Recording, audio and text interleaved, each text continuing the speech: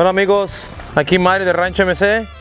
Pues hoy vamos a recibir esta yegua que nos traen para poder cubrir con uno de nuestros sementales. ¿Sí? ¿Quieren saber cómo pueden cargar sus yeguas aquí con nuestros caballos? No se lo pierdan. Este video les va a explicar exactamente qué es lo que tienen que hacer, su preparación, ¿verdad? Y cuentan con nuestros sementales. Acuérdense que tenemos el Canelo, el Rey, el Viento Negro y Erie 488, semental aprobado aquí en Ranchomc. No se lo pierdan.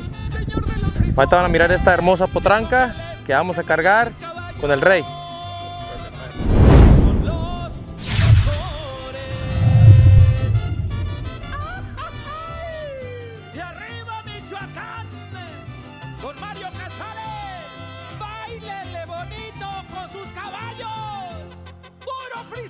Hola amigos, aquí Mario de Ranchomc. Pues aquí bien gustoso de recibir a esta hermosa familia. No nomás son nuestros clientes, pero son buenos amigos de nosotros. Nos confiaron su yegua. El día de hoy la trajeron aquí en Ranchomc.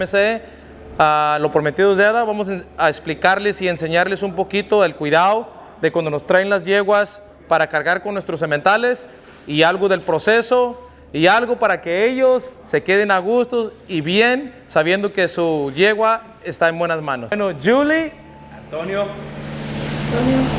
Gabriela, aquí son bien recibidos en Ranchomc. Vénganse.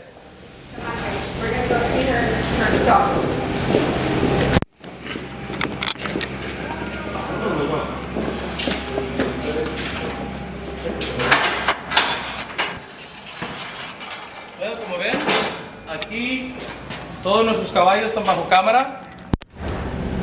Por supuesto tienen su luz, su ventilador, su cama bien limpia, se le limpia 3 veces al día.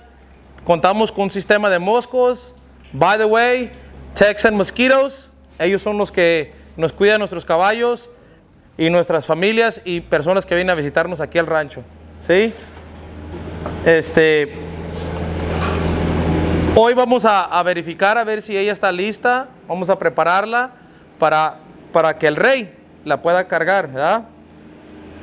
Vamos a esperar en un ratito que llegue el veterinario y ellos también vean el proceso de cómo verifican, cómo prepararla, si la yegua está lista, si no está lista o para cuándo va a estar lista, ¿verdad? Muchas de las personas piensan que nomás porque la yegua es yegua y que ya voy a echarle caballo. No. Necesitamos que asegurarnos que la yegua esté lista, que esté ovulando, que esté preparada para poder cubrir cubrir correctamente, ¿verdad? Porque si no, es donde pasan los accidentes, ¿sí?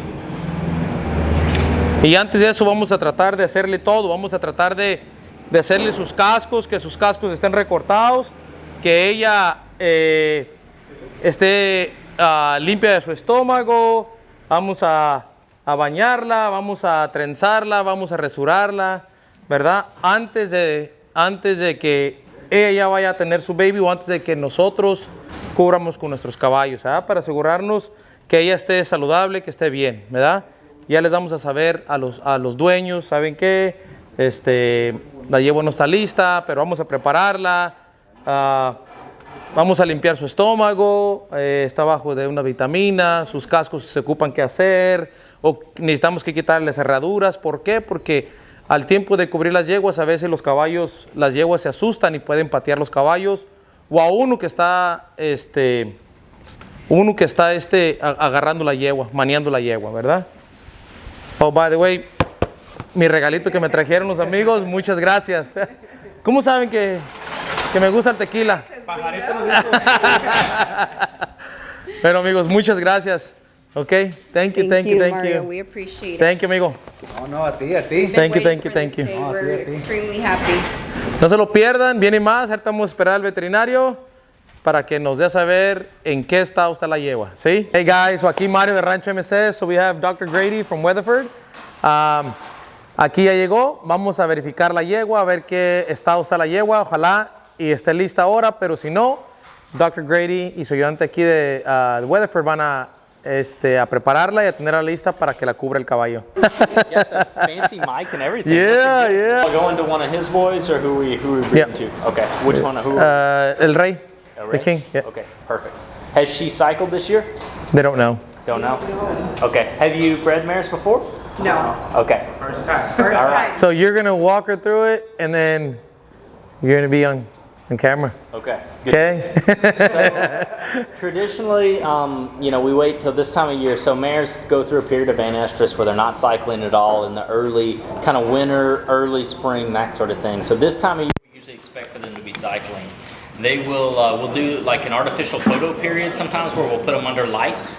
And so that makes them cycle earlier during the year. And so usually around Thanksgiving, we'll put them under lights.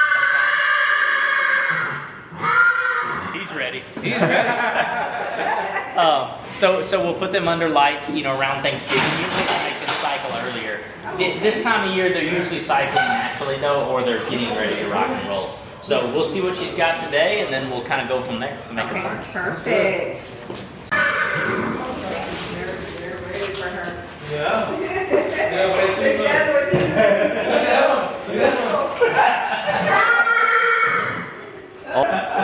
The boy said she better be. She's not in heat. So we palpate them rectally because we can't really scan their ovaries any other way. And so you want to be careful when you're going in. Horses have some issues, that sort of thing, so we want to always be mindful of, you know, their health concerns. So good restraint is always a good idea. Okay. You want to put them on? Yeah. Yep. Sorry. Repeat what you said.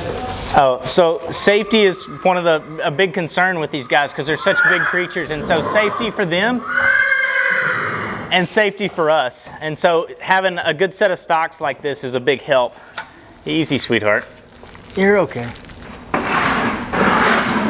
So if you want to stand right there, you can actually see the ultrasound screen. Yeah.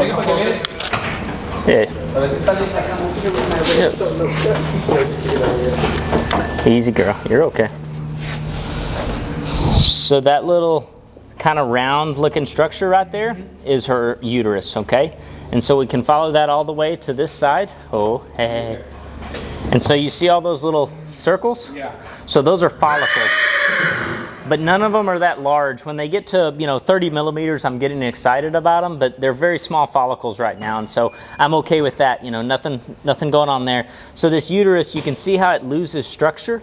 And so it's what I would call, you know, she's not in heat, but we also evaluate so that these little folds, if you can kind of imagine that right there is the endometrium.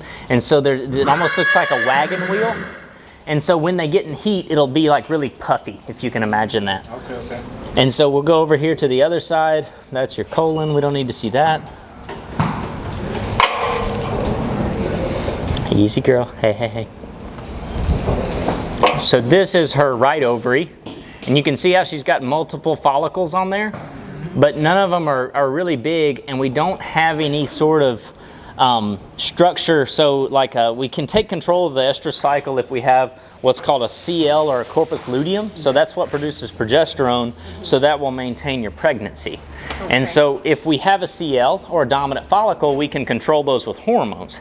If we don't have any of those, we kind of just got to wait. And so I would check her in around 6 to 8 days from now. Okay. And then we can see, because if you have a structure you can control, we can be in the driver's seat. So right now it's just kind of a waiting game, but we'll get her under some lights. Okay. And so we can kind of make sure we're extending the daylight period like they would be naturally in this time of year. And so we'll artificially light the stalls and that sort of thing to get her going. But yeah, check her back in 6 to 8 days, and then we'll go from there.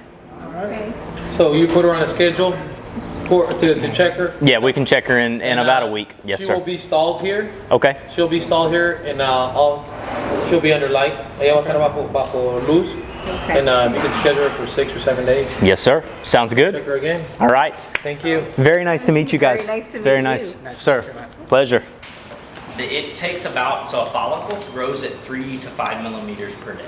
Okay. You've got to have a follicle, so that's what's going to ovulate. That's going to be your egg, and so that ovulates into the uterus. uterus. And so essentially what we're gonna do is wait until she gets like a follicle that starts to mature, a dominant follicle.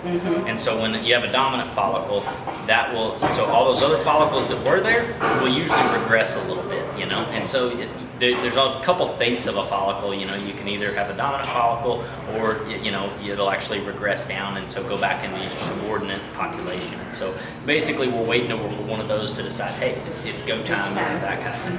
And so basically as soon as that happens, we get one that's around 30, that kind of thing, it'll start producing a hormone called inhibin. And so once it starts to produce inhibin, that will inhibit the other follicles around it. And so that's kind of what causes her to, you know, get that. And so once we get around to 30, I'll give you a call and we can go from there.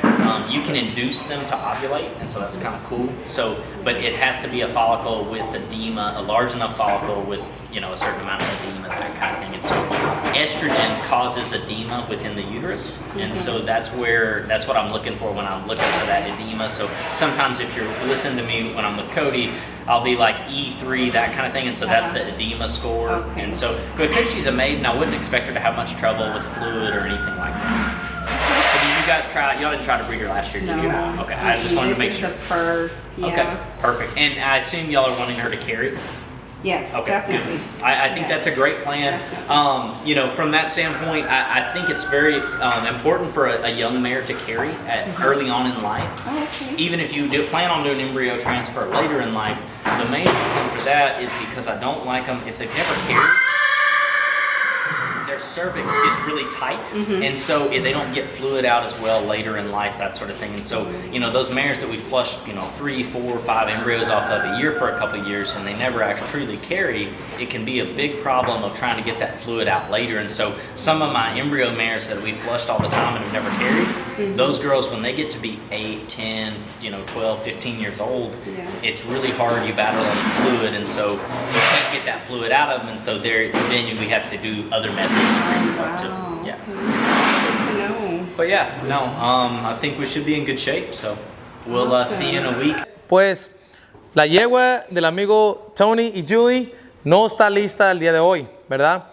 Ya empezó a ciclar. Vamos a dejar las luces de ella prendidas de la caballeriza de ella día y noche, ¿verdad? Es una forma de hacer que la yegua entre en su ciclo más pronto, más fuerte, ¿verdad? Teniendo las luces prendidas. Eso fue su recomendación del veterinario, es lo que vamos a hacer aquí. Mientras nos da tiempo de hacer lo que tenemos que hacer con ella, de sus cascos, de rasurarla, de su clean, todo el mantenimiento que ella necesita, ¿sí? Van a volver a regresar los veterinarios como en 6 o 7 días para verificar si ella está lista. A los 6 o 7 días ya vamos a cargar su yegua.